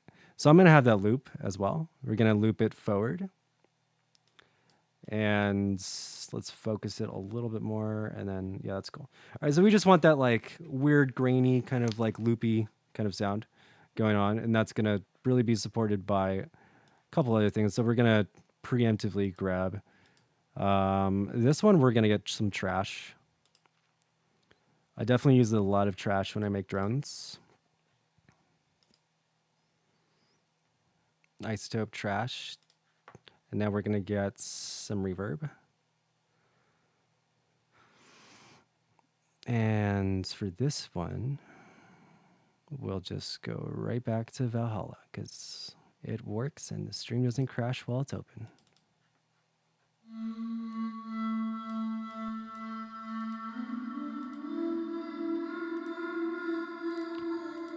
So I'm going to saturate these mids a little bit. We're not going to do any like hardcore distortion on it. I'm going to add another band. Right click, insert band. I want to add some super heavy clipped off distortion to the highs. And then we're going to mix that in. So I'm going to make like a pinch right here.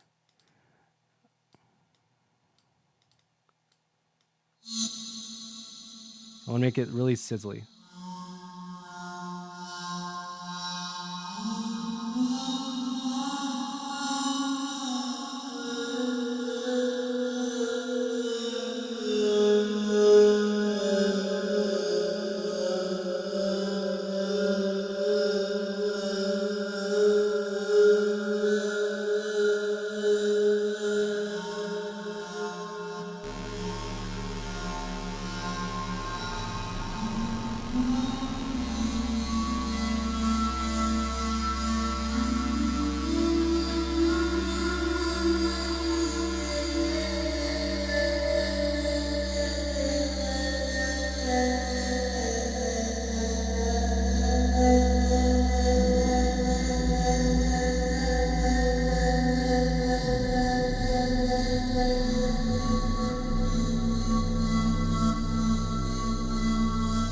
All right, so let's tune this.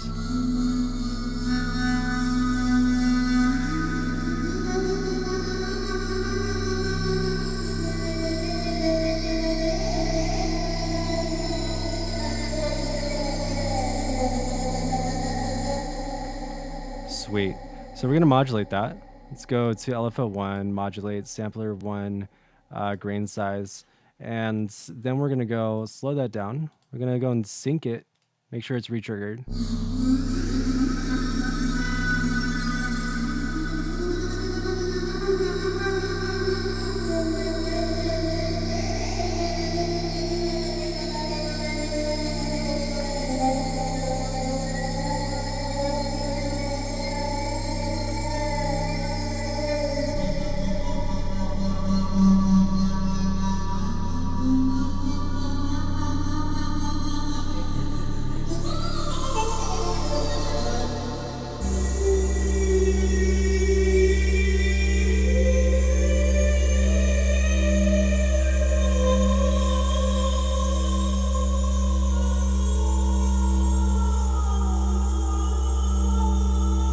Awesome.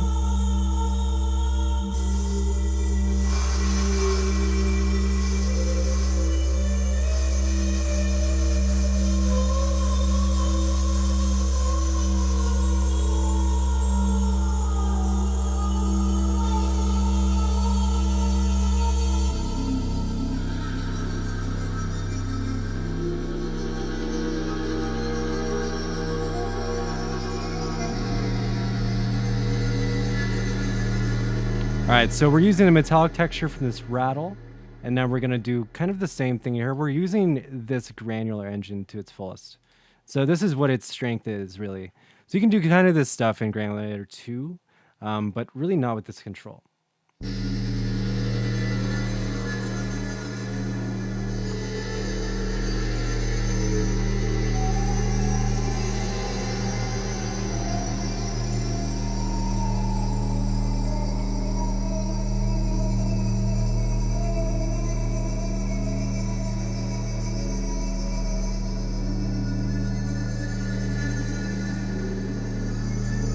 So sometimes I have some movement on pitch just constantly. So we can do that. And we can make it somewhat random if we want to just kind of do something like that. But we can also just have it move downwards, which is kind of the vibe half the time, just to have it go down.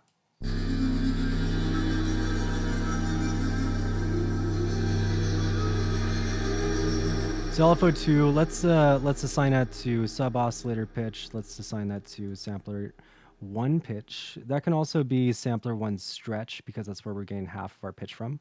But let's start with the pitch, and then we'll do sampler 3 pitch as well. Sampler 2 pitch is really just the metallic clink, so I'm not going to fuck with that just yet.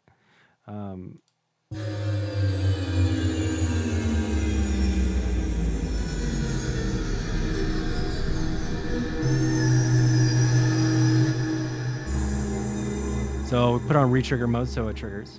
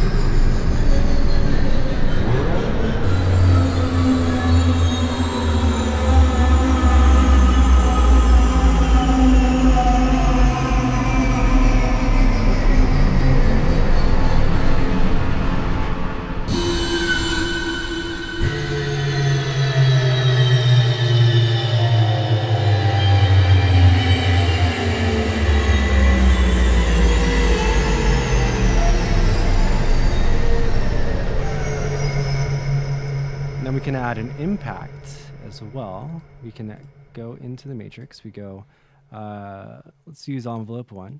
Assign that to sub pitch. It sounds like some kind of, I don't know, just tripping sequence. So we can loop this, but we want it to be really quick for now, and then curve all the way up. Super curvy. Release curve, that's chill. We want it to just play once. This can delay the onset of it.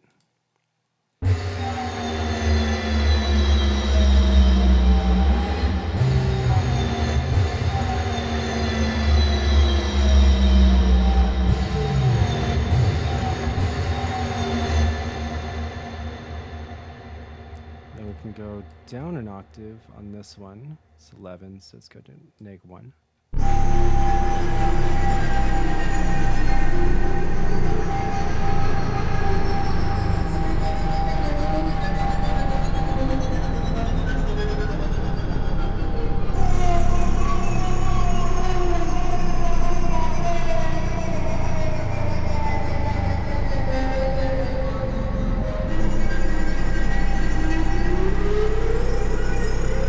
So sample and hold mode.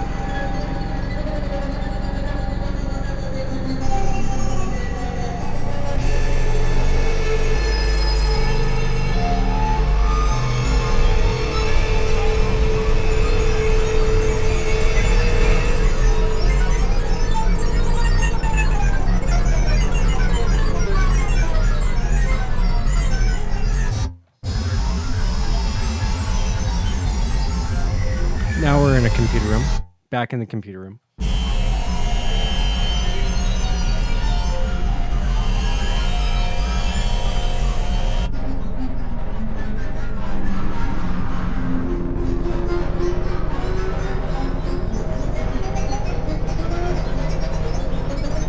It's alive.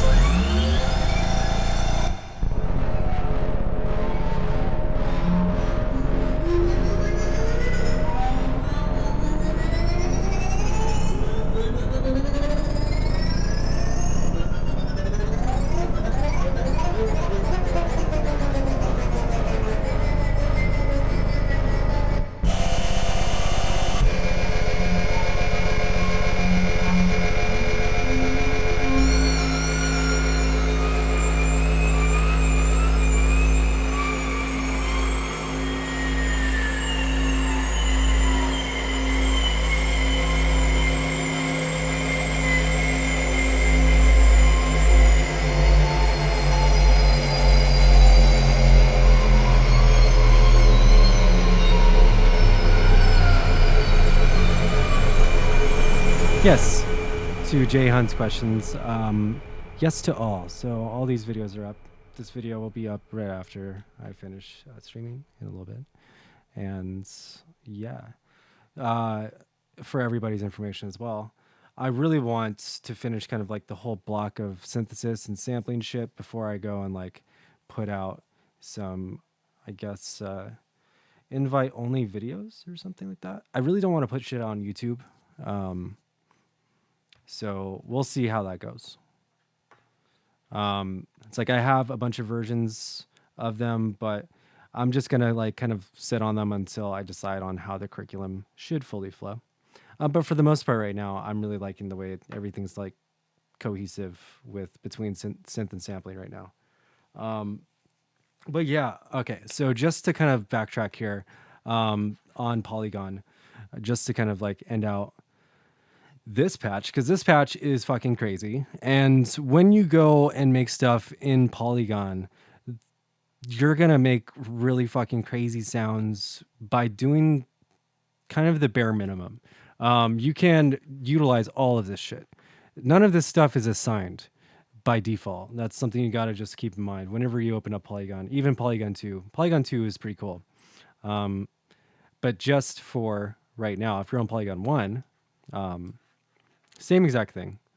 So you just have all this stuff at your disposal. So right now in this patch, I'm only using, 2 LFOs in an envelope. Really, really simple. But really what's happening here is this granular engine sounds fucking amazing. It allows you to stretch out and multiply the signal as opposed to going and like randomly selecting a grain and then looping that grain, which is like a small sample and hold version of granular, which is like granulator 2. Although granulator 2 is its big strength is that it's polyphonic. So in an environment, say like this, where I was in the instrument rack, 1000%. This is granulator should live on one of these channels. Like I actually did a disservice not putting granulator in here. Although this patch sounds pretty decent too.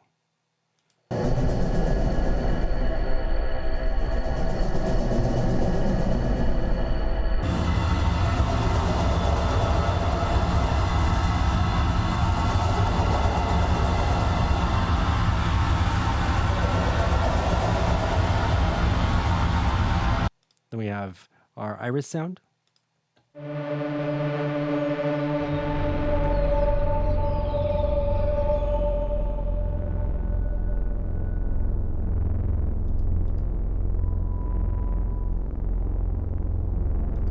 we got polygon.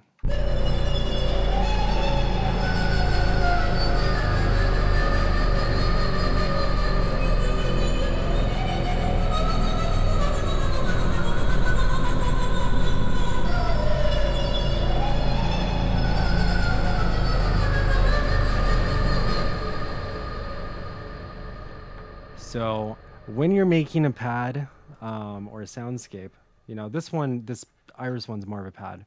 So the pad, you should be able to play this back. You want to be able to do like big chords.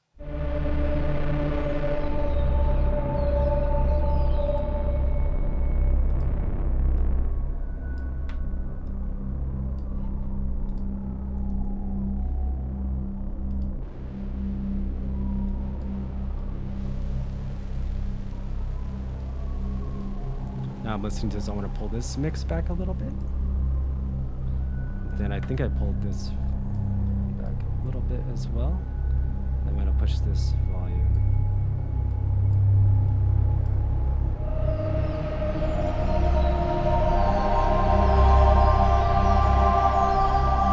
So I'm just holding left note, tonic, and that's how it should be. I just hold the left note, and then I'm holding a C.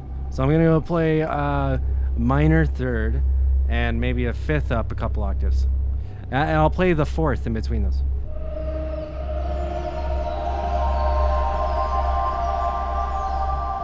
So I just played 3 notes, but it just like, a lot happened in those 3 notes because I have so many things on these samples.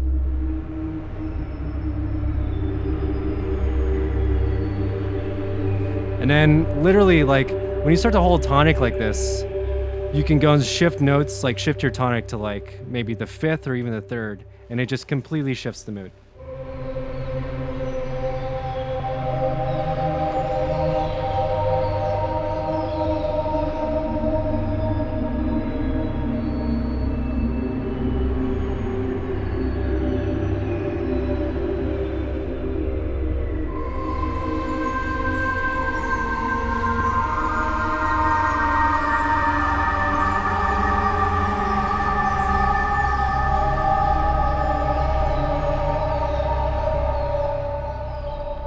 So like this will be me. This will be my score for this little scene I made here.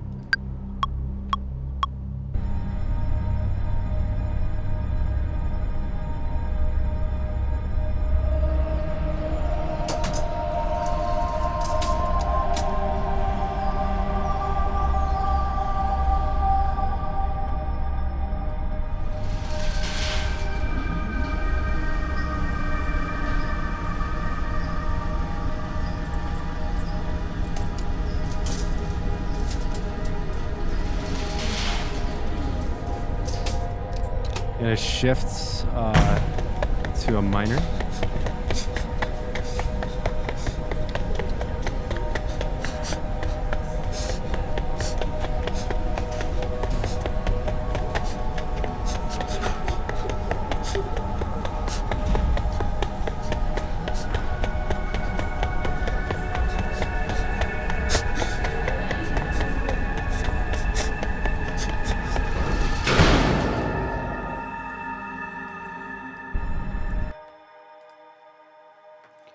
Cool. All right, so then, you know, this is how we go and phrase this now. We just literally low pass this in.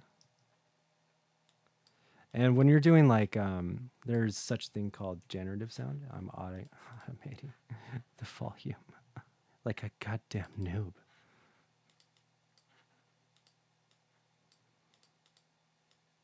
So much volume automation hate coming from me. I'm a hateful person.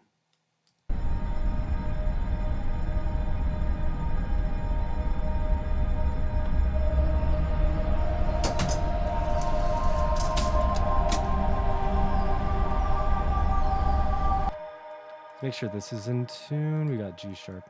Let's go to, I think I was in C the whole time.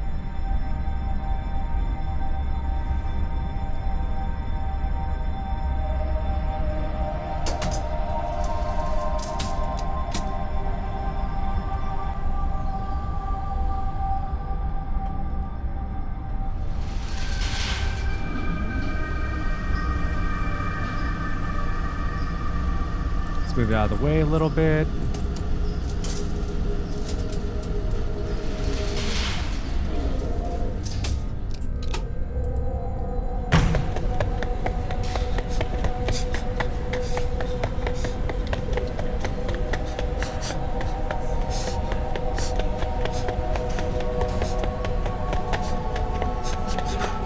So here I go into F sharp minor.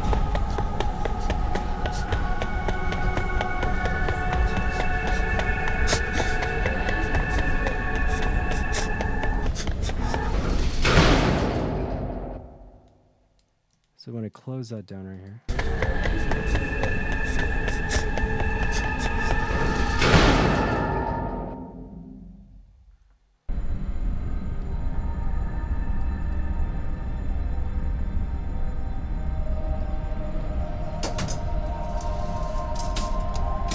I think I might want to shift these back into C, although I do like the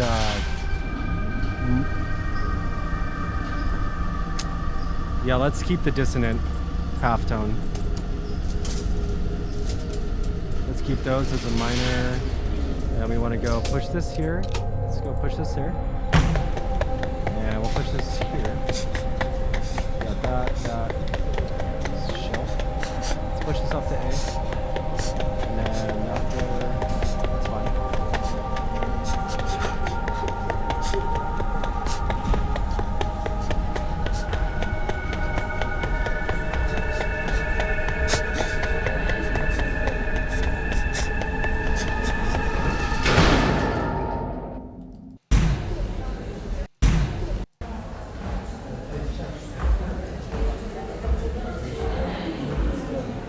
So this sizzle on the high end here, let's take that out.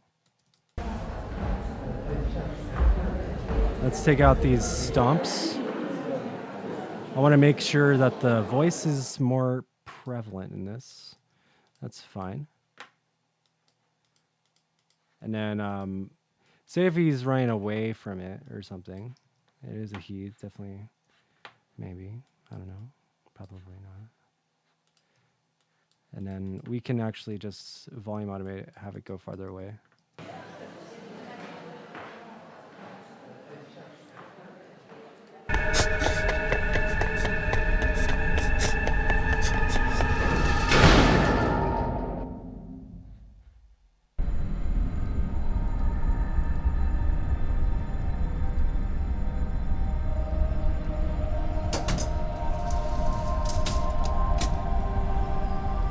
I'm going to bring this down here.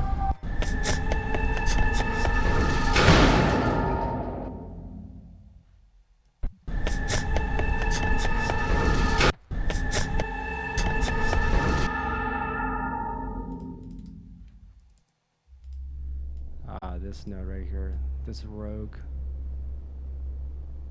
Let's bring that